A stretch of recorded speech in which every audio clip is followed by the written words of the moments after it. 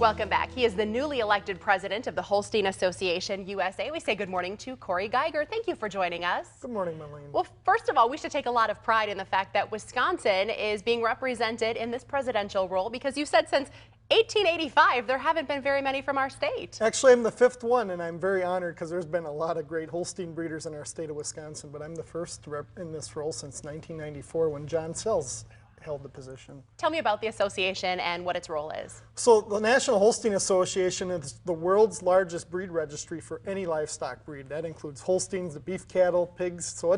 And we really track the genetics of the Holstein cow. And this past year, we touched over 15% of all the calves born in the United States last year through identification and some of that through genomic testing to see what their future might hold. So genetics clearly a highlight. Anything else that's really top priority in your position as president?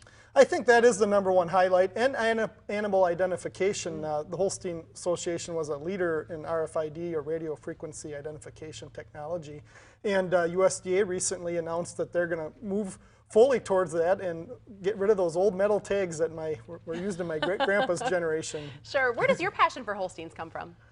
You know, probably from my parents, #1, and #2, I had a lot of great mentors in Northeast Wisconsin, and you know, I think in the dairy industry, what's really cool is that people mentor each other, and I've had a lot of people that I looked up to that helped me along the way very graciously. Now, you're going to be sharing some of your knowledge on a trip to China. Talk a little bit about the mission there. Yes, obviously people that watch the news these days know that maybe the United States and China aren't exactly getting along when it comes to trade and trade policy.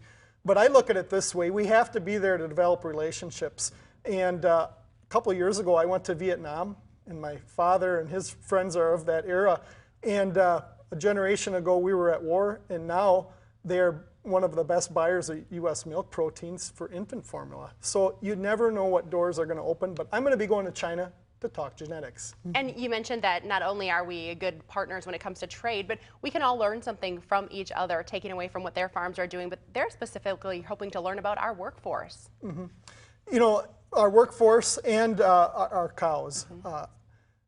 The United States and North America, I want to include Canada in this too, have some of the best, if not the best, genetics in the world. The China dairy industry has about 7 million dairy cows. America has 9 million.